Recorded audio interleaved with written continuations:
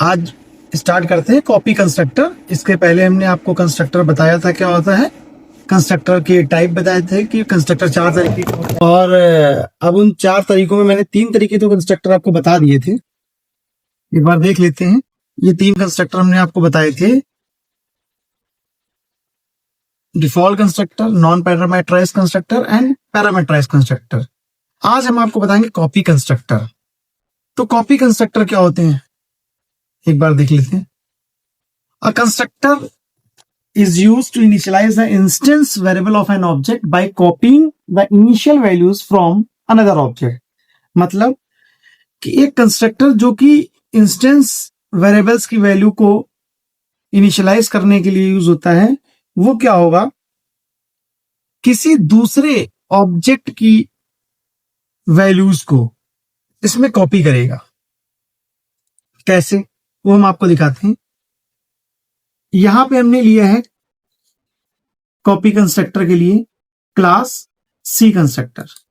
ठीक है, यहां पे इंस्टेंस वेरिएबल हमने ले लिया ए और बी। ए का डाटा टाइप इंटीजर है और बी का है डबल। यहां पे हमने लिया एक कंस्ट्रक्टर, ये है पैरामीटराइज कंस्ट्रक्टर, जिसमें इंटीजर एक्स और डबल वाई हमने 2 वेरिएबल्स पैरामीटर पास करने हैं। वो हम मेन मेथड से नीचे से करेंगे। दूसरा है आपका, यहाँ पे हमने कॉपी कंस्ट्रक्टर लिया है। अब इसको करेंगे कैसे वो हम देख लेते हैं। सबसे पहले आते हैं मेन मेथड में, जहां पे आपका सी कॉन्स्ट नाम से आपका क्लास है और इसका हमने ऑब्जेक्ट बना दिया है obj1। ठीक है, obj1 इसमें हम क्या कर रहे हैं, वैल्यूज को पास ऑन कर रहे हैं। पहली वैल्यू है 15 और दूसरी वैल्यू है 100.5। इट मींस पहली वैल्यू इंटीजर हो गई और दूसरी वैल्यू हो गई डबल। अब इस वैल्यू को हम सीधे पास करेंगे कंस्ट्रक्टर में। कौन सा कंस्ट्रक्टर, पैरामीटराइज कंस्ट्रक्टर। ठीक है, तो अब जो पहली वैल्यू है, जो यहाँ पे 15 लिखा हुआ है, ये आ जाएगी आपकी एक्स में, और जो 100.5 वैल्यू है ये आ जाएगी आपकी वाई में। ठीक, ये हमारे पैरामीटर में वैल्यू आ जाएगी। उसके बाद में इस एक्स और वाई की वैल्यू को हम ए और बी में कॉपी कर देंगे। ए और बी क्या है, ए और बी हमारे इंस्टेंस वेरिएबल हैं। ठीक है, अब ये तो हमारा हो गया पैरामीटराइज कंस्ट्रक्टर। अब बात आती है कॉपी कंस्ट्रक्टर की। कॉपी कंस्ट्रक्टर के पोर्शन को मैंने ब्लू कलर से हाईलाइट कर रखा है। ये आपका ब्लू कलर से कॉपी कंस्ट्रक्टर हाईलाइटेड है। और इसको एग्जीक्यूट कैसे करेंगे, वो हम एग्जीक्यूट करेंगे इस लाइन से। जो दूसरी लाइन है मेन मेथड में, जो सेकंड लाइन हमने लिखी हुई है, ये हमने लिखी हुई है C const obj2 equals to new const obj1। हम क्या करेंगे कि इसी क्लास का दूसरा कंस्ट्रक्टर बना लेंगे। जो सी कॉन्स्ट नाम की क्लास है, इसका हम दूसरा कंस्ट्रक्टर नहीं बनाएंगे, बल्कि इसका ऑब्जेक्ट बना लेंगे। तो जैसे पहला कंस्ट्रक्टर, ये जो हमारा पहली क्लास थी सी कॉन्स्ट, इसका ऑब्जेक्ट हमने बनाया था obj1, और इसी क्लास का दूसरा ऑब्जेक्ट बना ले रहे हैं obj2, जिसमें हमने क्या किया, पहली वाली जो क्लास अपनी है उसका पहला जो ऑब्जेक्ट है obj1 वो पास ऑन कर देंगे। तो obj1 में क्या था, obj1 में पैरामीटराइज कंस्ट्रक्टर था, तो इसकी वैल्यू obj1 जो हमने यहाँ पे ऑब्जेक्ट लिया है वो सी कॉन्स्ट में आ जाएगी। और इस सी कॉन्स्ट का हमने एक वेरिएबल ले लिया है m।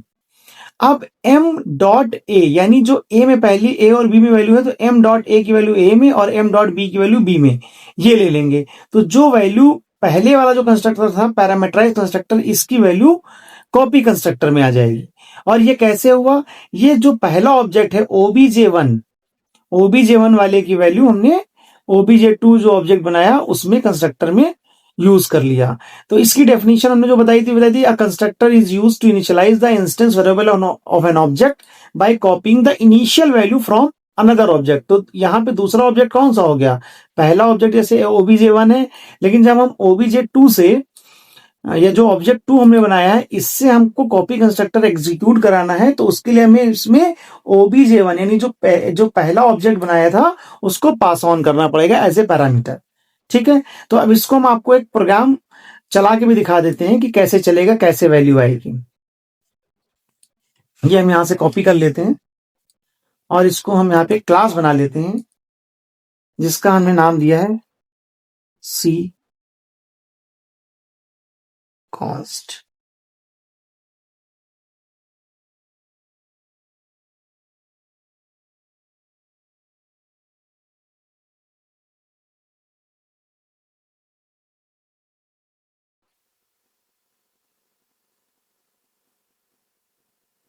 इसको थोड़ा सा सही कर लेते हैं।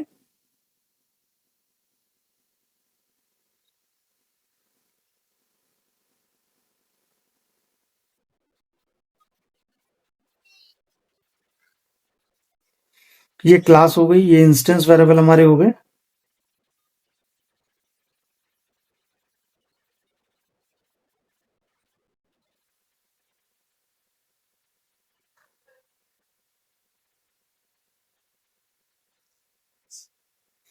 सिमिलरली हमने यहाँ पे कर दिया।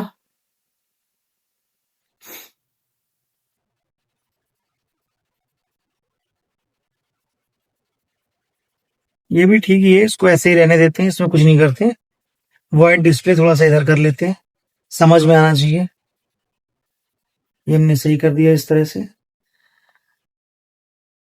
मेन फंक्शन को थोड़ा शिफ्ट कर देते हैं। इंडेंटेशन बहुत जरूरी है, इंडेंटेशन सही से रहता है तो ये पता चलता है कि कितने क्या क्या चीजें किस किस पैरेंथेसिस के अंदर हैं। ये हो गया, और यहाँ पे इसको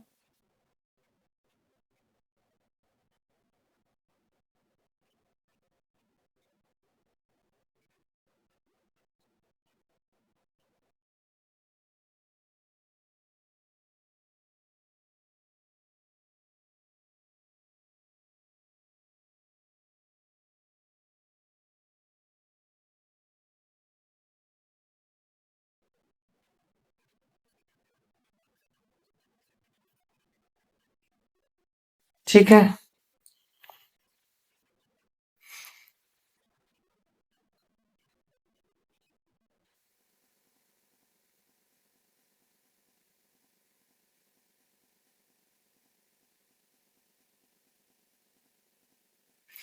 अब इसको चलाकर देख लेते हैं।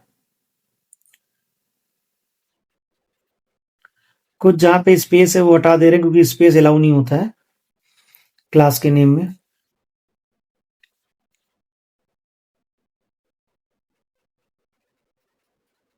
स्पेलिंग गलत है यहाँ पे। अभी देखिए नो सिंटैक्स एरर आ गया है। अब इस प्रोग्राम को हम चला के देख लेते हैं। ये हमने देखिए प्रोग्राम चलाया तो copy of integer variables 15, value of double 15, value of variables of copy constructor. ये दूसरा जो कंस्ट्रक्टर हमने बनाया था कॉपी कंस्ट्रक्टर, उसकी भी वैल्यू देखिए वही आ रही है, सेम आ रही है। तो जो दूसरा ऑब्जेक्ट बनाया उसमें भी वैल्यू सेम आ गई। तो ये कॉपी कंस्ट्रक्टर का काम होता है। अब इसके बाद हम आ जाते हैं नेक्स्ट।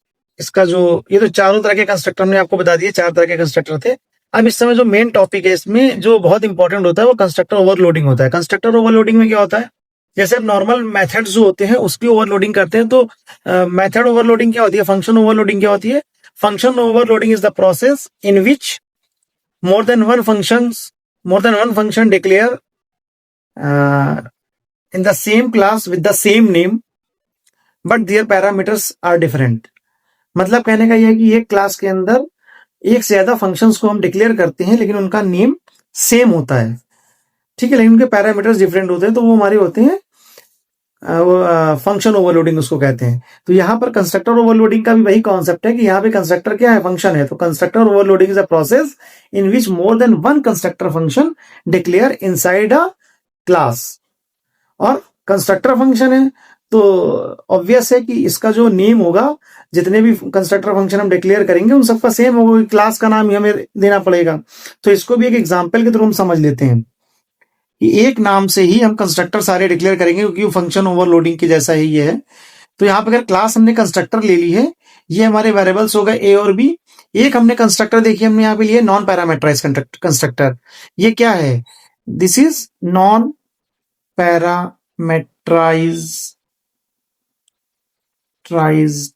कंस्ट्रक्टर। ओके, ये नॉन पैरामेट्राइज कंस्ट्रक्टर हो गया जिसके अंदर हमने ए की वैल्यू 0 इनिशियलाइज कर दी, बी की वैल्यू 0 इनिशियलाइज कर दी, और इसके अंदर क्या वैल्यू प्रिंट होगी इसके लिए हमने यहाँ पे एक मैसेज दे दिया, value of non parametrise constructor system dot out dot println A और system dot out dot println B. दूसरा कंस्ट्रक्टर हमने बनाया, ये क्या है, पैरामेट्राइज कंस्ट्रक्टर है। अब यहाँ पे ध्यान देने की बात है कि दोनों ही कंस्ट्रक्टर का नाम सेम है। क्यों, क्योंकि क्लास का नाम कंस्ट्रक्टर है, तो ये दोनों का जो कंस्ट्रक्टर का नाम है वो भी सेम हो गया, लेकिन एक में क्या है, एक नॉन पैरामेट्राइज और दूसरा जो कंस्ट्रक्टर है वो क्या है, वो पैरामेट्राइज कंस्ट्रक्टर है। ठीक है, इसी को बोलते हैं constructor overloading. This is parametrise constructor, right. अब इनको हम चलाएंगे कैसे, इसके अंदर भी हमने फंक्शन दे दिया है, मैसेज दे दिया है कि अगर इसकी वैल्यू एक्स की वैल्यू हम ए में ले रहे हैं और वाई की वैल्यू हम बी में कॉपी कर दे रहे हैं, तो उसके बाद में इसकी वैल्यू हम कैसे प्रिंट कराएंगे, ये मैसेज हमने दे दिया। अब इसका मेन फंक्शन क्या है कि इसको यूज कैसे करना है,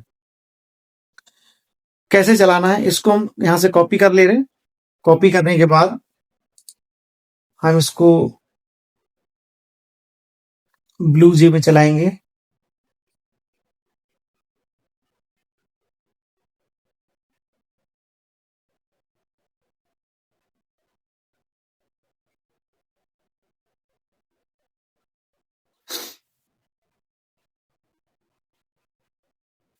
यहां पे हमने दे दिया नाम,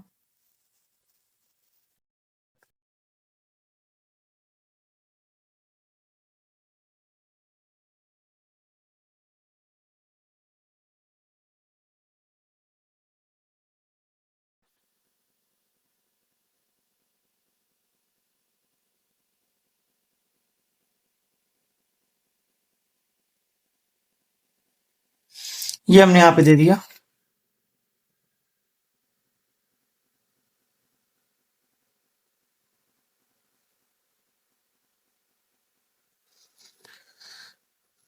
अब इसको चलाते हैं। यहाँ पे अभी यहाँ पे एक एरर आ रही है क्योंकि यहाँ पे हमने जो कमेंट्स था वो सही नहीं दिया था। यहाँ पे वैल्यू को थोड़ा सही करना पड़ेगा।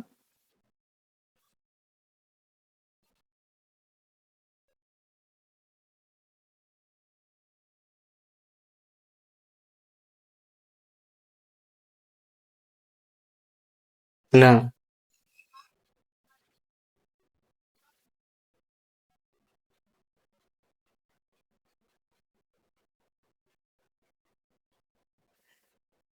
तो इसको सही कर लिया हमने इस तरह से। यहाँ पे वैल्यू ऑफ पैरामीटराइज कंस्ट्रक्टर कर दिया। This is parameterize constructor. अब इसको हम चला के देख लेते हैं। No error. अब इस फंक्शन को देखिए, हम जब इस प्रोग्राम को चलाते हैं तो इसके बाद देखते हैं value of non parameterize constructor 0 0, क्योंकि हमने इस फंक्शन को जब चलाया, जब इस प्रोग्राम को चलाया तो सबसे पहले कौन सा फंक्शन चला, सबसे पहले फंक्शन हमारा चला जिसमें पैरामीटर नहीं है, क्योंकि हमने यहाँ पे देखिए कोई पैरामीटर नहीं दिया हुआ है। यहाँ हमने कोई पैरामीटर नहीं दिया हुआ है। जब पैरामीटर नहीं दिया था तो ये वाला कंस्ट्रक्टर चल गया, नॉन पैरामीटराइज कंस्ट्रक्टर। क्योंकि देखिए इसको हम चलाएंगे तो कौन सा चलेगा, ये हमने चलाया, जैसे ही चलाया तो 0 0 आ गया, क्योंकि हमने इसके अंदर 0 0 दे रखा है। यहाँ पे हमने 0 0 इनिशियलाइज कर रखा है। अब अगर इसके अंदर हम कोई वैल्यू पास ऑन कर देते हैं, सपोज दैट हमने यहाँ पे 100 दे दिया और यहाँ पर दे दिया 200, तो अब कौन सा कंस्ट्रक्टर चलेगा, अब सेकंड वाला कंस्ट्रक्टर चलेगा जिसमें पैरामीटर दिए हुए हैं। अब देखिए इसको हमने एग्जीक्यूट किया, नो एरर, प्रोग्राम चलाया।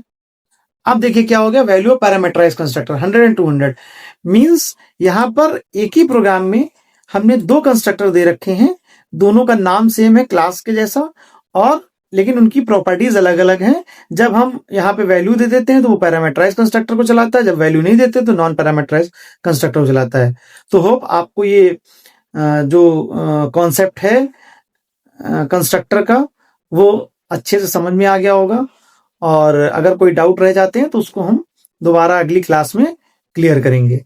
तब तक आप लोग इसको पढ़िए और समझिए।